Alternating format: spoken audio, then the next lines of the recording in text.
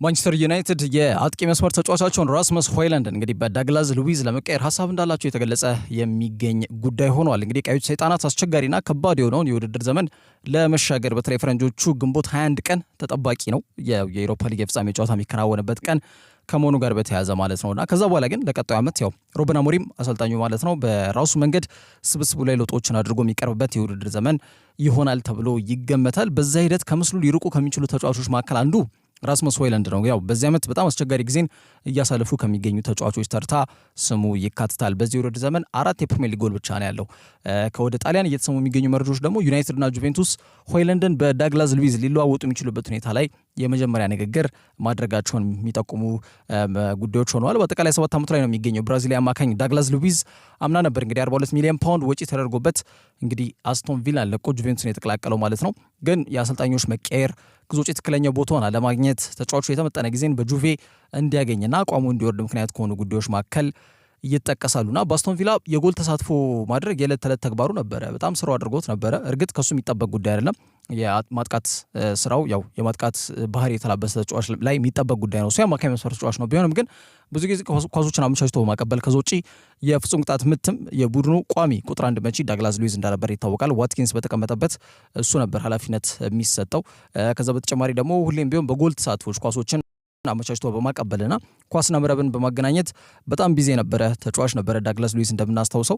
በብራዚል አማካኝ አሁን በጁቬንቱስ ማሊያ ግን ባደረጋቸው 25 ጨዋታዎች ምንም የጎል ተሳትፎ የለውም። ጎል የለው፣ ኳስ አመቻችቶ ማቀበልም አልቻለም። በጁቬንቱስ ቤት ትክክለኛ ቦታውን አላገኘም ተብሎም እንዲነሳ የሚያስገድዱ ነጥቦች እነዚህ ናቸው። ከዛ በተጨማሪ በዝውውር መስኮቱ ላይ ይህንንም ተጫዋች ጨምሮ ጁቬንቱስ ሌሎች የአማካይ መስመር ተጫዋቾቻቸውን በማጠናከር ሂደት ላይ ትኩረት አድርገው ተንቀሳቅሰዋል። ላብነት ያህል የማርከስ ቱራም ኢንተር ሚላን ቤት የሚገኘው የአጥቂ መስመር ተጫዋቹ ወንድም የሆነው ኬፍረን ቱራም ፊርማውን አስቀምጧል። ከዛ ውጭ ቲም ኩፕ ሜነርስም አለ፣ ማኑኤል ሎካቴሊ ያለ በአማካይ መስመር ላይ ሉዊዝ በቃ ቦታ እያገኘ አይደለም እዛ ክለብ ውስጥና ተጫዋቹ ትዊች በተሰኘው ፕላትፎርም ላይ በቪላ መጫወትን የቪላ ደጋፊዎችን በአጠቃላይ የእንግሊዝ ፕሪሚየር ሊግን እንደናፈቀ በይፋ መናገሩ አይዘነጋም። አሁን ግን ወደ ቪላ ባይሆንም ወደ ፕሪሚየር ሊጉ ማቅናት የሚችልበትን እድል ሊያገኝ ይችላል። በአጠቃላይ እግር ኳስ ህይወቱን ሊታደግ የሚችልበት እድል ሊኖር ይችላል ተብሎ የተገለጸ ይገኛል። እንግዲህ በአማካይ መስመር ላይ የፈጠረውን ስራ ማከናወን የሚችለው ዳግላስ ሉዊዝ ካሴሚሮና ኤሪክሰን ከክለቡ ጋር መለየታቸው አይቀርም ተብሎ ነው የሚገለጸው። ያው ግልጽ በሆነ መልኩ ኤሪክሰን ይታወቃል።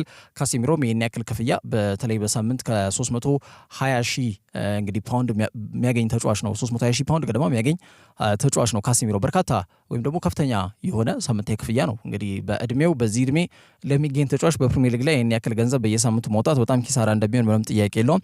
ይህን ነገር እየከፈሉ ዩናይትዶች ይቀጥላሉ ተብሎ አይገመትም። ተጫዋቹ ምንም ምቾት ላይ ቢገኝ ማለት ነው ካሴሚሮ። ከዛ አንጻር ይሄ ብራዚሊያ አማካኝና ኤሪክሰን ያው ክለቡን ይለቃሉ ተብሎ ነው የሚገመተው። ለዩናይትድ ትልቅ አስተዋጽኦ የማበርከት አቅም ያለው ተጫዋች ነው ዳግላስ ሉዊዝ። እድሜው፣ አቅሙ፣ ክህሎቱ በአጠቃላይ ማለት ነውና ሆይለንድ ደግሞ ያው የቀድሞ የአታላንታ ተጫዋች ነው። በጃምፔሮ ጋስፔሪኒ ስር አትላንታ ቤት ቆይታ አድርጓል። ስለዚህ ሴሪያን እግር ኳስ ለሱ አዲስ አይደለም፣ ጠንቅቆ ያውቋል። ስለዚህ ሁለቱም ተጫዋቾች ወደሚያቀኑት ሊግ ለማቅናትና ወደሚያውቁት ሊግ የቀድሞ ጥሩ የሚባል አቅማቸውን መልሰው ለማግኘት ሁለቱም ተጫዋቾች ፍላጎት አላቸው ተብሎ የተገለጸ ይገኛል።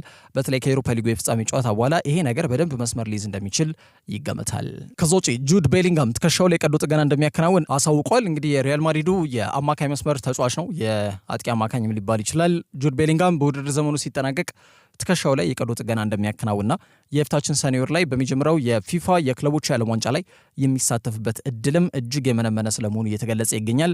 በተጫዋቾች ጉዳት እጅግ በጣም እየተፈተነ የሚገኘው የሪያል ማድሪድ እግር ኳስ ክለብ ሌላ እንግዲህ እንቅርት ላይ ጆሮ ደግፍ እንደሚሆን ምንም ጥያቄ የለውም። እንግዲህ ቤሊንጋም በክለቦች የዓለም ዋንጫ ላይም የሚያገኙት ተጫዋች ላይ ሆን ይችላል ተብሎ የተገለጸ ይገኛል። ከዚህ በፊት አንቶኒዮ ሩዲገርን ጨምሮ ዴቪድ አላባ፣ ኤደር ሚሊታው፣ ዳኒ ካርቫል፣ ፈርላንድ ሜንዲ፣ ኤድዋርዶ ካማቪንጋ ሁሉ ተጫዋች ጉዳት ላይ ነው። አሁን ደግሞ ጁድ ቤሊንጋም የቀዶ ጥገና ያከናውናል። ስለዚህ ይህም ተጫዋች በክለቦች ዓለም ዋንጫ ላይ የሚሳተፍበት እድል በጣም ጠባብ ስለመሆኑ ማንሳት ይቻላል። የ21 ዓመቱ የእንግሊዝ አጥቂ አማካኝ በ2023 ህዳር ወር ላይ ነበረ ትከሻው ላይ ከፍተኛ ጉዳት አጋጥሞት የነበረው። ቤሊንጋም ያንን ተከትሎ ወደ 4 ጨዋታዎች አልፈውት እንደነበር የሚታወቅ ጉዳይ ነው።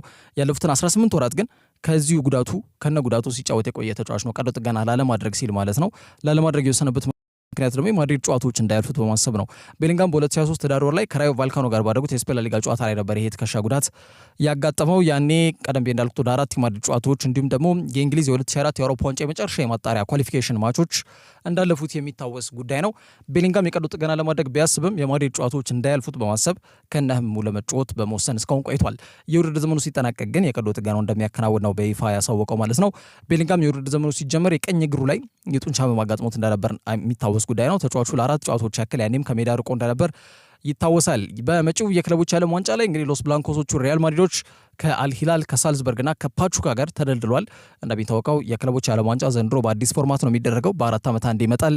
እንግዲህ ጃኒ ኢንፋንቲኖ የፊፋው ፕሬዚዳንት ማለት ነው ክለብ በጣም ተጠቃሚ የሚሆን የሚችሉበትን መንገድ የተዘረጋ የውድድር ምዕራፍ ነው ብለው ቢናገሩም ግን ብዙ ጊዜ ክለቦች ያው የተጫዋቾችን የረፍት ጊዜ ይሻማል እንጂ ሌላ ምንም ጥቅም የለውም በሚል ይህንን የውድድር ምዕራፍ ያጣጥሉታል። እንግዲህ ያንን ከግምት በከተተ መልኩ ታይቶ የማይታወቅ በውድድር ዘርፉ ታይቶ የማይታወቅ ሽልማት ቀርቧል። ማለት ወደ 97 ሚሊዮን ፓውንድ ድረስ አንድ ክለብ ገቢ ሊያገኝ የሚችልበት እድል አለ። ይህንን የፊፋ የክለቦች የዓለም ዋንጫን ማሳካት የሚችሉ ከሆነ ማለት ነውና ይህ ትልቅ አንድምታ እንዳለው ማንሳት ይቻላል። የፊፋ የክለቦች የዓለም ዋንጫ ላይ እንግዲህ ሎስ ብላንኮሶቹ በዚህ ውድድር ዘመን ምንም አይነት ዋንጫ እንዳላሳኩ ይታወቃል።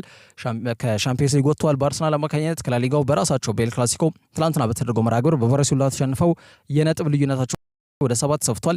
ከዛ በተጨማሪ ደግሞ የኮፓ ዴል ሬይ መርሃ ግብርም አሁንም በካታሎኑ ክለብ ባርሴሎና ተሸንፈው እንግዲህ ዋንጫውን አጥተውታልና የሎስ ማሪንጌዎቹ ሎስ ብላንኮሶቹ ወይም ሪያል ማድሪዶች ይህንን የውድድር ዘመን ያለ ዋንጫ ለማጠናቀቅ ያላቸው አንድ እድል ምናልባት ፊፋ የክለቦች ያለ ዋንጫን ማሳካት ነውና በዛ ሂደት ደግሞ እንደ ቤሊንጋም አይነት ቁልፍ ተጫዋቾችን ሊያገኙ እንደሚችሉ እየተገለጸ ይገኛል። ከዛ ውጪ ዳርዊን ኑኔዝን ለማስፈረም ናፖሊ በይፋ ፉክክሩን ተቀላቅሏል ተብሏል። እንግዲህ የክረምት የዝውውር መስኮት ትኩረትን ከሚስቡ የተጫዋቾች የዝውውር ጉዳዮች መካከል አንዱ የዳርዊን ኑኔዝ ጉዳይ ነው። ዩራጋይ አጥቂ በተለይ ተጫዋች የተቀላቀለ ስሜትን ያዘለ የውድድር ዘመን እያሳለፈ ይገኛል። በዚህ ጊዜ በተለይ 25 ጊዜ ተሰልፏል ሊቨርፑል በዚህ ዓመት ማለት ነው።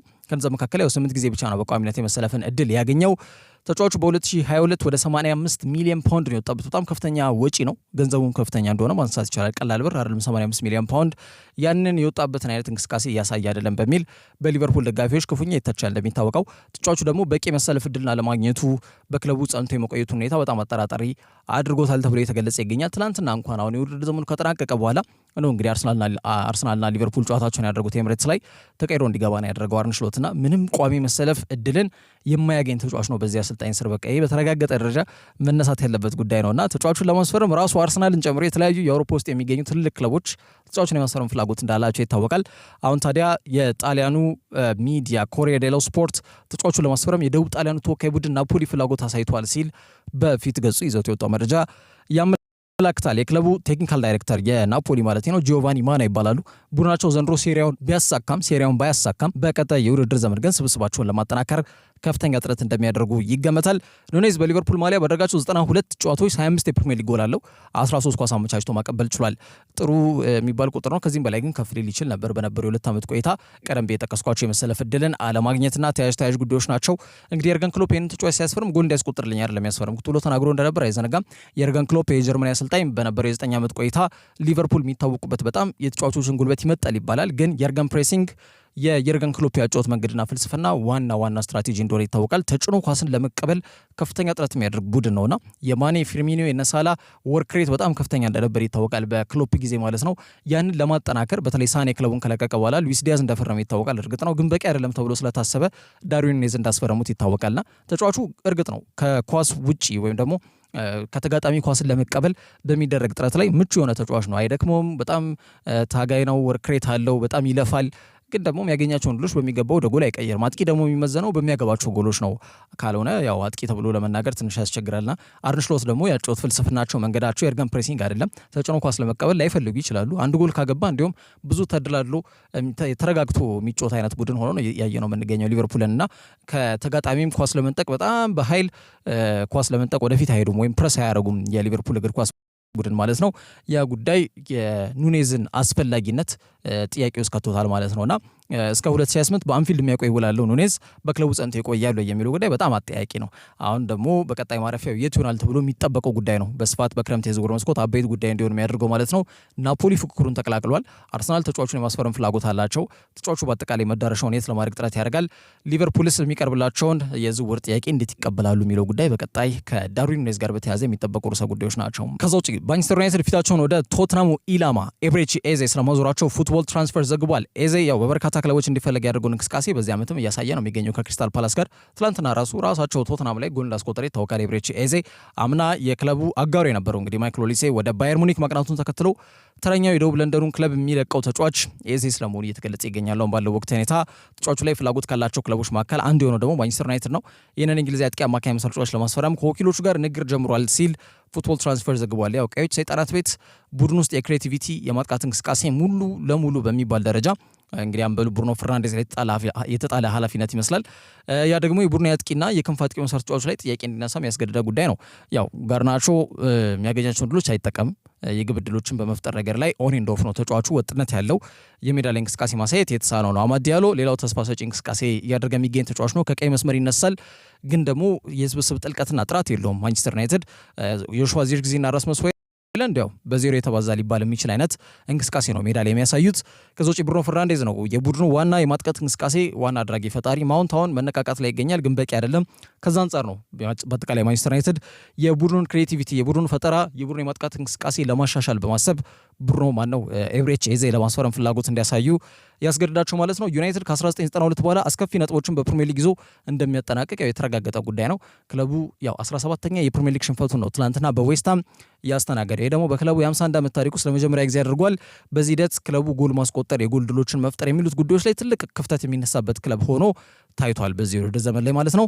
ቀጣዩን ዓመት አሞሪም የቡድኑን ክሬቲቪቲ የሚጨምር ተጫዋች ማስፈረም ጥረት ያደርጋሉ ተብሎ ነው የሚገመተው። በዚህ ሂደት ደግሞ ኤብሬቺ ኤዜ በዋናነት የዩናይትድ ኢላማ ሆኖ ብቅ ብሏል። ፉትቦል ትራንስፈርስም ይህን ጉዳይ ማረጋገጫ ሰጥቶበታል። ያው ኤዜን ለማስፈረም ዩናይትድ ብቻ አይደለም ፍላጎት ያላቸው፣ ቶትናምን ጨምሮ አርሰናልም ፍላጎት አለው፣ መጠኑ ቢለያይም ማለት ነው።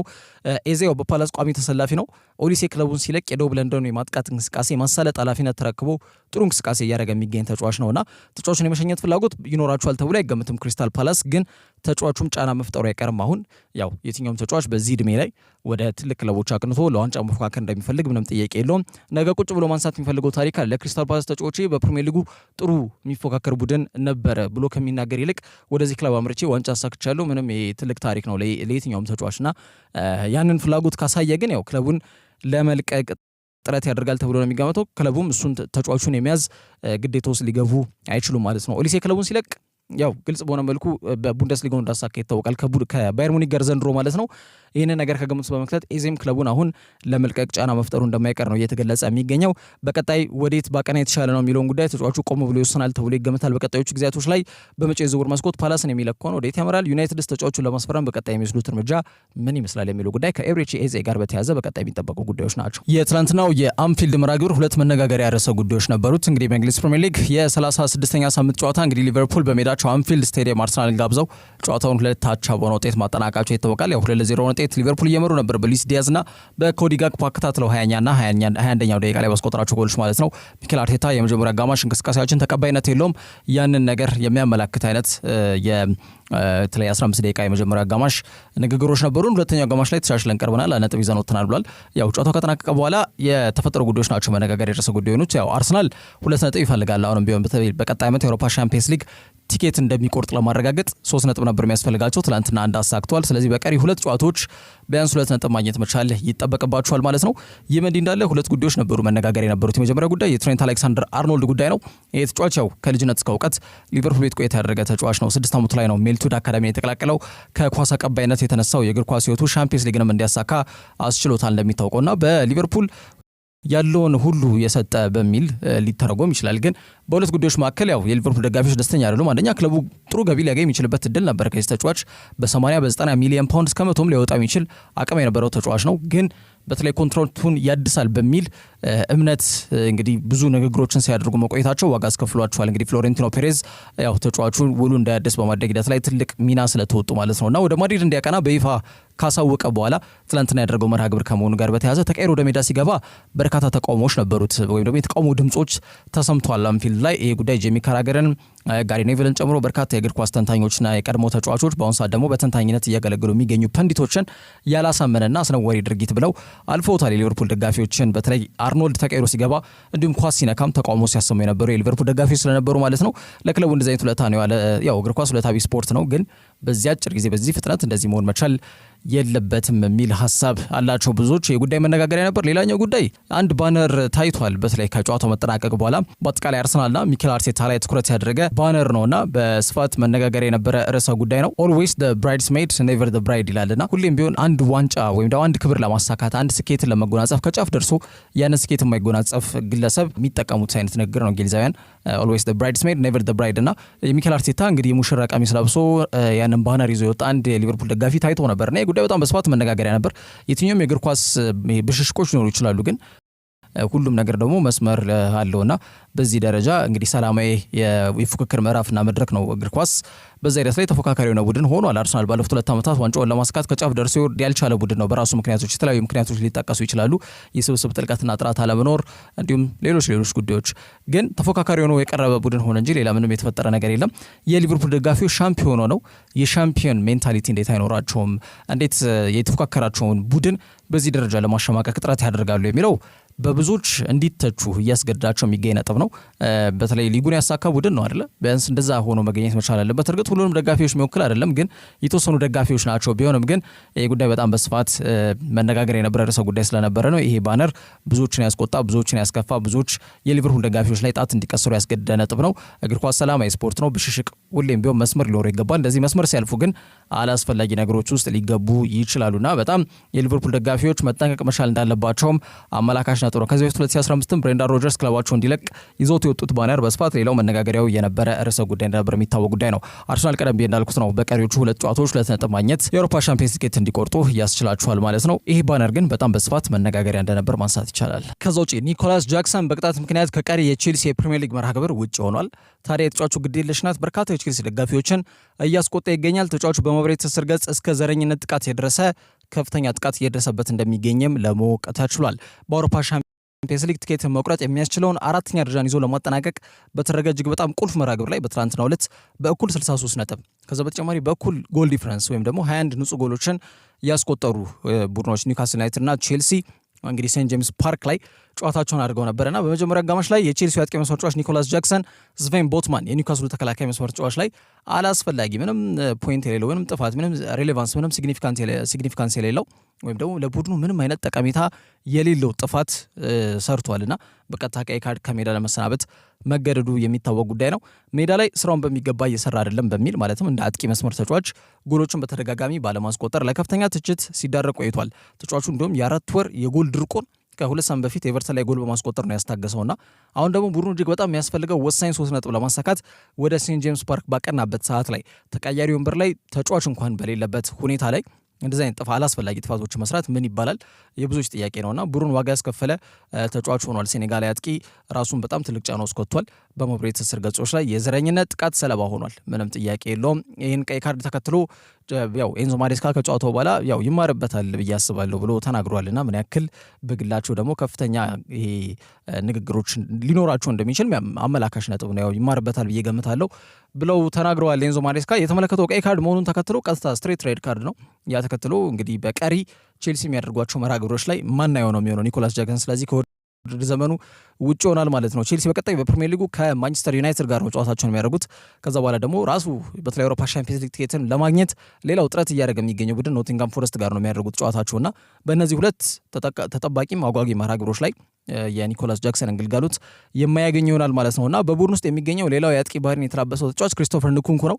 ይህ ተጫዋች ደግሞ ጉዳት ላይ ይገኛል። ስለዚህ በቀጣይ ጨዋታዎች ላይ የቡድኑ አሰልጣኝ ኤንዞ ማሬስካ የአጥቂ መስመሩን በማን እንዲመራ ያደርጋሉ የሚለው ጉዳይ የሚጠበቅ ነው። ማርጊዩ ካልደረሰላቸው በስተቀር ሌላ አይነት ወይም ደግሞ ኮል ፓልመርም በ10ኛ 9 ቁጥር ላይ ያሰልፈው ሊጫወቱ ይችላሉ ተብሎ ይገመታል። ይህ በእንዲህ እንዳለ ግን ጃክሰን ላይ በተለይ የጨዋታ እንቅስቃሴው ሜዳ ላይ እንቅስቃሴው ብዙዎች የሚወዱት አይደለም የቼልሲ ደጋፊዎች ማለት ነው በዋናነትና ምክንያቱም ቀደም እንዳልኩት ነው ኳስና መረብን የሚያገናኝ በጣም ታማኒነት ሊጣልበት ሊጣልበት እምነት ሊጣልበት የሚችል የአጥቂ መስመር ተጫዋች አይደለም በሚል ቅሬታቸውን ያሰማሉ ከጃክሰን ጋር በተያያዘ ማለት ነው። አሁን ደግሞ የሚመለከታቸው ቀይ ካርዶች ሬክለስ የሆኑ ወይም ደግሞ ግዴለሽነት የተሞላበት አይነት ቡድን ዋጋ የሚያስከፍሉ ጉዳዮች ላይ እየተሳተፈ ይገኛል። ያ ጉዳይ ደግሞ በዋናነት ተጫዋቹ ለዘረኝነት ጥቃት ዳርጎታል ተብሎ በስፋት እየተገለጸ ነው የሚገኘው። እንግዲህ ክለቡ ነገር በጣም ተጠናክሮ የሚቀጥል ከሆነ የዘረኝነት ጥቃቶቹን እንደሚያወግዝና ከተጫዋቹ ጎን መቆማቸውን የሚጠቁም መግለጫ ያወጣሉ ተብሎም ይገመታል። ከዛ ውጪ አርሰናል ሊ ካንጊንን ከፓሪስ ሴን ጀርሜን በድጋሚ ለማስፈረም ፍላጎት አሳይቷል ተብሏል። እንግዲህ ይህ ደቡብ ኮሪያ ጉዳት ብዙ ጊዜ የማያጋጥመው ተጫዋች ነው። በአጠቃላይ በእግር ኳስ ሕይወቱ እስካሁን ድረስ 16 ጊዜ ብቻ ነው በጉዳት ያለፈው። ያው የእስያ ተጫዋቾች ብዙ ጊዜ ለጉዳት ተጋላጭ አይደሉም ይባላል። ከእንግዲህ አመጋገባቸው፣ ከኑሮ ዘይቤያቸው፣ ከባህላቸውና ከተያያዥ ጉዳዮች ጋር በተያያዘ ማለት ነው። ይህም ደቡብ ኮሪያ ተጫዋች 16 ጊዜ ብቻ ነው በእግር ኳስ ሕይወቱ ከልጅነት እስከ እውቀት እንግዲህ ጉዳት ያጋጠመው ማለት ነው። ያ ተጫዋቹ ጥሩና ጠንካራ ጎኑ ነው። ተጫዋቹ በ2023 ነው ክረምት ወር ላይ ቫሌንሺያ ለቆ የፈረንሳዩን ኃያል ክለብ ፓሪስ ሴን ጀርሜን የተቀላቀለው ማለት ነው። እንግዲህ የፓሪስ ሴን ጀርሜን የአማካይ መስመር ተመልክተናል። ማንቸስተር ሲቲን ከውድድሩ አሰናብቷል። አስቶን ቪላን ከውድድሩ አሰናብቷ፣ አርሰናልን ከውድድሩ አሰናብቷል፣ ሊቨርፑልን ከውድድሩ አሰናብቷል። ለፍጻሜ ደርሷል። በዚህ ሂደት ላይ የአማካይ መስመር ጥራታቸው ትልቅ አስተዋጽኦ እንዳበረከተ ምንም ጥያቄ የለውም። የጆ ኔቬዝ ከዛ ውጪ የቪቲኒያና እንዲሁም ደግሞ የፋቢያን ሩይዝ እነዚህ ሶስት የሁለቱ ፖርቹጋሊያን እና የፋቢያን ሩይዝ ደግሞ ስፔናዊ ነው። ቀሪዎቹ ሁለቱ ፖርቹጋሊያን ናቸውና እነዚህ ሶስቱ የአማካይ መስመር ተጫዋቾች እየተናበቡ የአሰልጣኙን ኢንስትራክሽንና መመሪያ በሚገባ በመጠቀም ሜዳ ላይ እየፈጠሩ ያሉት ልዩነት በጣም አስደናቂ ሆኖ እያየነው እንገኛለን እና ይህንን የሶስትዮሽ ጥምረት ሰብሮ መግባት አልቻለም ሊ ካንጊን። ከዛ ጋር በተያያዘ በጣም ረዘም ላለ ጊዜያቶች ወደ ታዋቂ ወንበር ላይ ወርዶ የምንመለከተው ተጫዋች ነው። ብዙ ጊዜ ሜዳ ላይ የሚሰለፍበት እድል በጣም ጠባብ ከመሆኑ ጋር በተያያዘ ማለት ነው። ዘንድሮ ባደረጋቸው 26 ጨዋታዎች 6 ጎል አስቆጥሮ 2 ኳስ አመቻችቶ አቀብሏል። በየጨዋታው 1.5 ኳሶችን ይሞክራል። ወደ 2.3 ቁልፍ ኳሶችን የሚያቀብል ተጫዋች ነው። አንድ ጊዜ ድሪብል ያደርጋል ወይም ተጫዋቾችን ለማለፍ ጥረት የሚያደርግ ቁጥራዊ መረጃ እንዳለው ሁስኮርድ መረጃ ያመላክታል። ከሊ ካንጊን ጋር በተያያዘ ያው አርሰናል ያጣውንና የጎደሉን እንዲሁም ወደ ዋንጫ ፉክክሩ ለመቆየትና እስከ መጨረሻው እድላቸው ለመሞከር ስብስባቸው በዚህ በተለይ በመጪው የክረምት የዝውውር መስኮት ላይ በሚከፈተው የዝውውር መስኮት ላይ በይፋ ጥያቄ የሚያቀርቡበት ጉዳይ እንደሆነ ምንም ጥያቄና መልስ የለውም። እንደሚታወቀው ማርቲን ዙቢሜንዲ የክረምት የዝውውር መስኮት የአርሰናል የመጀመሪያው ፈራሚ የሆነው ኤምሬትስ በጊዜ ይደርሳል። የቡድኑን የቅድመ ውድድር ዝግጅቶችም የሚያከናውን ይሆናል ተብሎ ይገመታል። በዛ ሂደት የአማካይ መስመራቸውን ደግሞ ስብስቡን ጥልቀቱንም ጥራቱንም ለማጠናከር ጥረት እያደረጉ ይገኛሉ። እንደሚታወቀው ጆርጂኖ ክለቡን ይለቃል በይፋ። የአማካይ መስመራቸው ቁጥሩ ብዙ አይደለም። ዴክላን ራይስ ነው በቋሚነት ያለው፣ ኦዴጋርድ፣ ከዛ ውጪ ፓርቴ ነው ሊጠቀስ የሚችለው። ከዛ ውጪ ይሄ ነው ሊባል የሚችል ተጫዋች የላቸውም በአማካይ መስመር ላይ። ሚካኤል ሜሪኖ ነው ልንጠቅስ የምችለው። ስለዚህ ዙቢሜንዲ አሁን ፊርማውን አስቀምጧል። አሁን ደግሞ ሊ ካንጊንን ለማስፈረም ፍላጎት አላቸው ተብሎ የተገለጸ ይገኛል። ክለቡ እንደ ክቫሽኬል አይነት ተጫዋቾችን አስፈርሟል። በአማካይ መስመር ላይ የእነዚህ ሶስት ተጫዋቾች ይበልጥ የማጠናከር ሀሳብ ብዙም ይኖራል ተብሎ አይገመትም። ያላቸውን ጥምረት ባለበት ሰምሮ እንዲቀጥል ብቻ ነው ፍላጎት ያለው እንጂ ነካኳል ተብሎ አይገመትም። ሉዊስ ኤንሪኬ በዛ ሂደት ተጫዋቹም አዲስ ጅማሮን የመጀመር ፍላጎት እንዲያሳይ ያስገደደ ነጥብ ነው ከሊ ካንጊን ጋር በተያዘ ማለት ነው። አርሰናል በውሰት ከዛም ተጫዋቹን በቋሚነት ለማግኘት ፍላጎት አለው። ያንን ጥያቄ ሊያቀርቡ ይችላሉ። ይሄ ሎን ዊዝ ኦብሊጌሽን ቱ ባይ በሚል ኦፕሽን ማለት ነው። ፒኤስጂ ደግሞ ከተጫዋቹ ጋር በቋሚነት የመለየት ፍላጎት አላቸው ነው እየተባለ የሚገኘው እየተገለጸ የሚገኘው። ወደ 40 ሚሊዮን ፓውንድ ገደማ ከዚህ ተጫዋች ለማግኘት ፍላጎት አላቸው። ስለዚህ አስታራቂ ሀሳቦችን አምጥተው በቀጣይ ጥቂት ቀናት ውስጥ በተጫዋቹ ጉዳይ ተጨባጭ መስመር የያዙ ጉዳዮች ይወጣሉ ተብሎ ይገመታል ሲል ዋን ፉትቦልም ይህን መረጃ አጠናክሮ ይዞት የወጣው ሌላው ሚዲያ አካል ነው። በአጠቃላይ አርሰናል የአማካይ መስመራቸውን የስብስባቸውን በአጠቃላይ ጥልቀትና ጥራትን ትኩረት ያደረገ የዝውውር ጉዳዮች ያሳልፋሉ ተብሎ ይገመታል። በአማካይ መስመር ላይ ከዙቢሜንዲ በመቀጠል ሊ ካንጊን ሁለተኛ ፈራሚያቸው ለማድረግ እየተንቀሳቀሱ እንደሚገኙ ለማወቅ ተችሏል። ለዛሬ ያዝላችሁ ስፖርታዊ መረጃዎች እነዚህ ይመስላሉ። በያላችሁበት ጥሩ ጊዜ ነው።